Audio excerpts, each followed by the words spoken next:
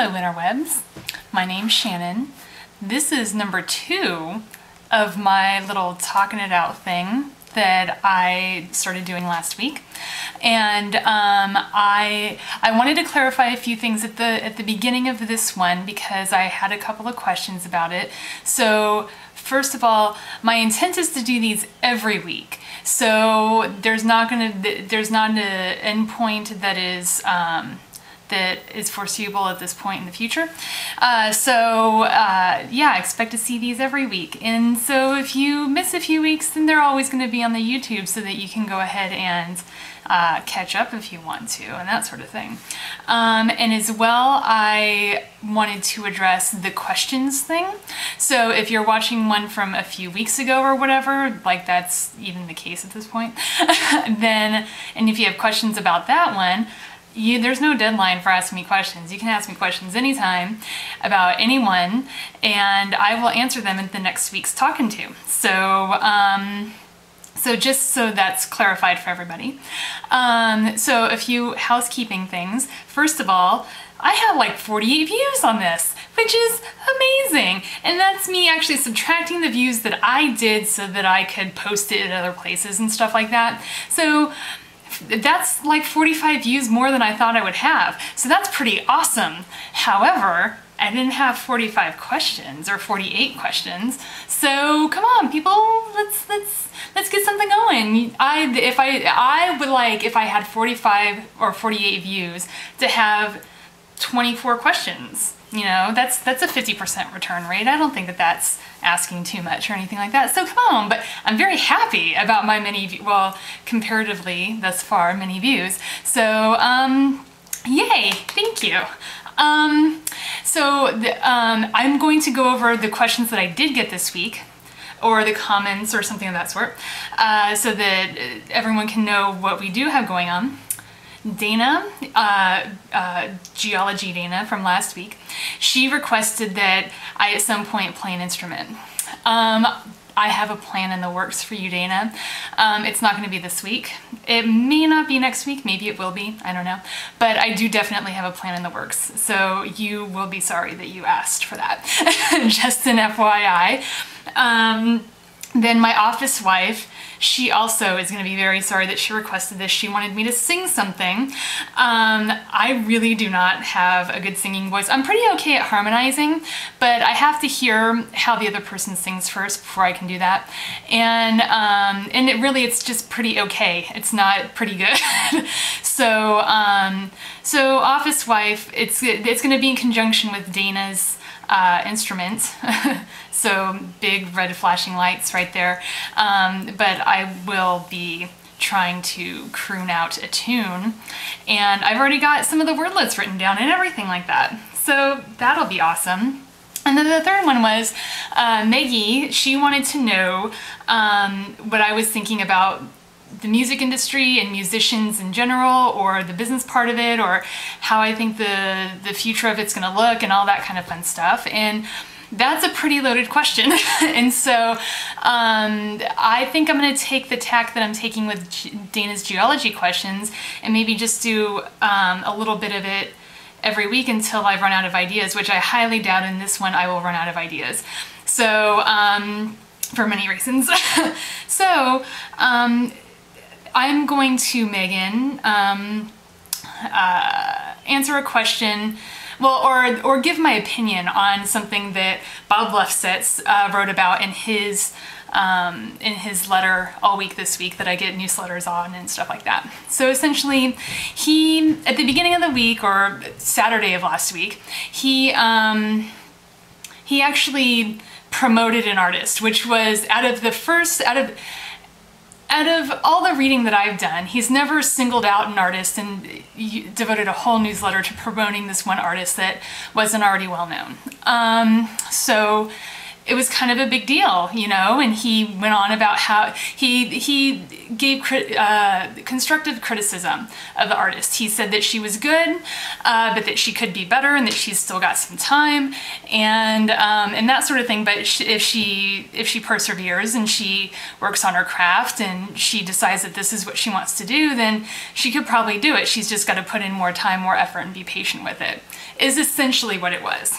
Well, when this happened, apparently it started this firestorm of Bob getting sent MP3s. Not links to the people's music or anything like that, but unsolicited MP3s. So it was totally clogging up his email and yada yada yada. And so he wrote several newsletter entries with regards to how lame and dumb and stupid it is, and how it's actually rude and impolite and all this other stuff to forward MP3s to someone you don't know. And there were a lot of responses to it, all of them good, all of them valid, all of them creative in some way, but there was something that was missing from all of these responses, even Bob's response, that I'm really surprised wasn't addressed. To be honest, if all these artists that sent him this music have been reading his newsletter for any period of time, they would know that the way of the future in the music industry is not going to be with a major label. You know, the major labels are killing themselves at this point, and it almost seems like they're doing it on purpose. Even the heads of the labels know that the label as we know them or knew them even 5 years ago are gone, you know? But nobody knows what it's going to look like yet. And I've written a couple of papers for class, or a couple of my classes that I've taken, kind of regarding this specific issue and my thoughts on it and that sort of thing. So I'm wondering, and I'm very surprised that this part wasn't brought up. If you are good enough at what you're doing, that you've got somewhat of a following, that people are watching your stuff on YouTube, people are coming to your shows, which really is what you need in order to get signed by a label these days. You have to have your own following already in order for anyone to ever pay you any attention, period. You aren't gonna be some dude in a coffee shop playing to no one and someone's gonna say, God, you're awesome, I'm gonna sign you right now, you know? So that's really unrealistic. What it is you've got to put in, as musicians, you have to put in all the work up front and get yourself going. Well, to be perfectly honest, if you put in all that work up front, why the hell do you want to sign all of your hard work that you've done over to some label that is going to, at least according to my calculations, and these were as of 6 months ago when I wrote my first paper on it, who is going to take 91% of all your money that you make with their album and tour and stuff like that with the label, until you pay off what it costs to make the album, and then 78% of your money after that. So you're never going to see 100% of your money if you're signed to a label, if you're signed to a major label, you're never going to see 100% of the money that you should be making on your stuff. If you're already good enough to be noticed by a label and you've got something going that's good, and obviously the label sees that it's good and that it could grow and that they could make money off of it, why would you want to sign that over to someone else? Why would you want someone else to take shitty care of your career? Which is what labels do these days. They're only good at one or two things, but they want to be in control of everything. So why would you, to me, that's like the dumbest mistake and the dumbest decision ever. And it seems like it's a decision that's often made out of laziness. And so I'm really surprised though that nobody mentioned that, because Bob advocates that all the time. He always says the labels are dying. He always says that it's going to be into something new, but nobody knows what it is. He feels that a lot of it has to do with data, and which I agree with, and that sort of thing.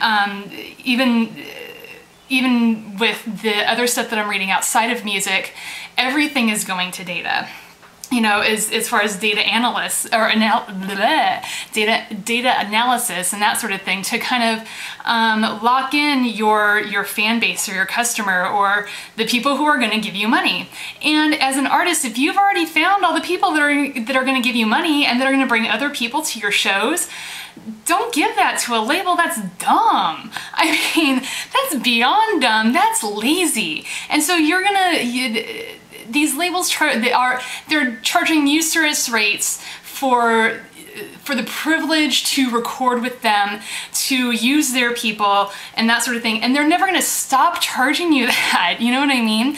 So admittedly, my opinion comes from academic research, reading a lot of stuff, but I am not a musician and I never will be a musician. So I don't have that mindset as to, I don't know what they're thinking. I don't know what they're looking for out of a deal. I don't know any of that. I just know what the labels do, and at least what people have written down and researched that they do, and I can't fathom any intelligible reason why any artist would want to go with a label at this point in time. And so, especially with what the labels require of you already in order for them to even notice you. So I welcome any rebuttals from artists who are either signed to a label or want to be signed to a label, as long as they're thoughtful and just don't say that, you know, you're dumb and you don't get it, because that's not a response. Tell me why I don't get it. Pretend that I'm 5 years old and explain to me why you would want to give your money away, because that is essentially what you're doing. That's very generous of you, but you're giving your money away to people who already have money and their only job is to make more money off of you, you know? And so I just don't see how that's an intelligent decision on any part. But kudos for the labels for tricking people into that thus far, you know, and to keep on doing it. So, but please, please, please, artists, musicians, signed to a label, not signed to a label, big, small, whatever, explain to me why you would want to be signed to a label, because I just don't see how that works, and I want to know what that mindset is. Send me a video response, send me a message, send me an email, send me a comment, anything, explain it to me, because I am a sponge for this kind of information. And when I talk to my friends who are artists, they are a little bit guarded with the information with regards to that, because, and I have a feeling, and I could again be very wrong, I have a feeling it's because they've been so fucked by industry people and stuff like that their entire musical careers that they just don't want to talk about it anymore, and they don't want to give other people ideas. And so I have an idea of what I'm going to do when I grow up. This has a little bit to do with it. I don't have a fully fledged plan yet. I have ideas. That's really what I've got. But I'd really, it would help me out. And I think it might even help you out as an artist to try to articulate an intelligent response to that question. So I would really appreciate that response. I think that it might even be a good exercise for you as an artist to make that response as well. So I don't even know if I have any musical artists or anyone like that who do watch this or who would watch this. I should hope that I do, but you never know. So that's so Megan, that's a little bit of the tip of the iceberg of my music stuff. Maybe to answer your question more, because I think that you were asking more artist-wise, and actually the actual music besides the business part of it. I think that it's going to be a long time before we see any actually new music.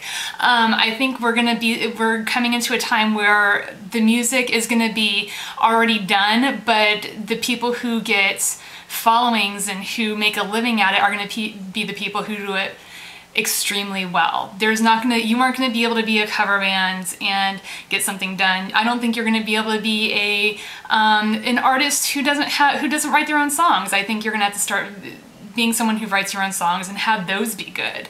I think that it's gonna really turn into a quality industry at this point, and hopefully for a while it stays that way. But I don't necessarily think that we're gonna see anything wholly new and wholly not done before.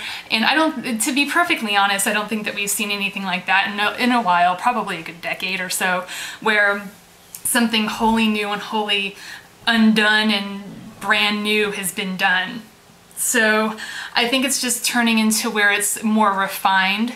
I hope it is. I think that, and again, this could be a very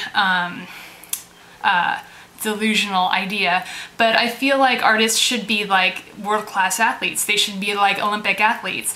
You know, when Michael Phelps started swimming, it's not like he had people backing him the whole time. He had his mom, and his mom found him a coach, and his coach is the one who pushed him, and that's it. It's not like people paid him to swim or anything, and that's all he did. He did nothing else but swim. He swam and went to school and swim and swim and swim. But you know what? He got to a point where he could set a world record in the freaking butterfly with blind, essentially, because his goggles were fogging up and water was getting in them. So, but he still set a freaking world record because he'd gotten so proficient at what he was doing, so proficient in using his tool, which was his body, and so that he didn't even have to think about it. He was doing it all by habit.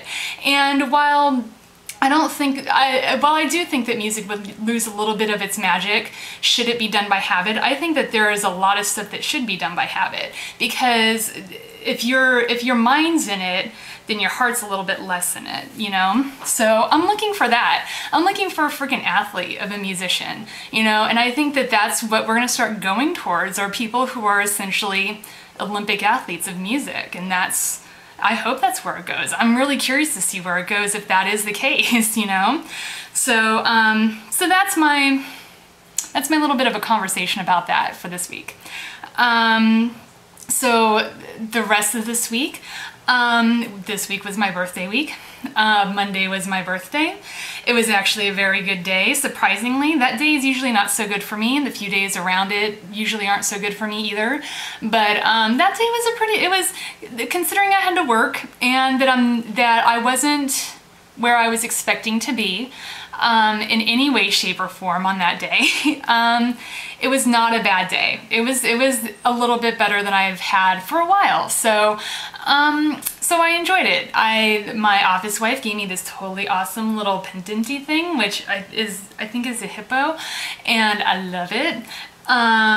Megan got me some totally awesome little drumstick mixing spoons, which are rad, and some vegan, gluten-free Nilla wafers, which were delicious and gone in about 5 minutes.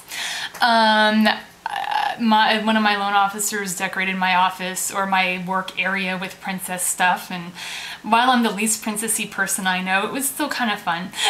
And so it was nice, you know. It was not a bad day, but the rest of the week was just kind of lame. And it's not because work was lame or anything like that, but because I felt lame.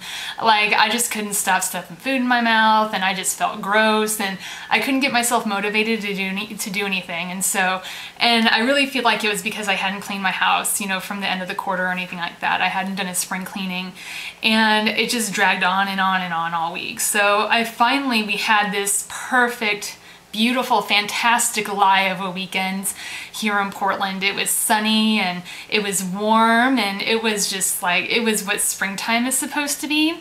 And it's a beautiful lie, because that is not going to happen again. I just know it's not. It's already starting to turn a touch cold now. It's starting to get cloudy again, so I'm thinking the week is going to be crap.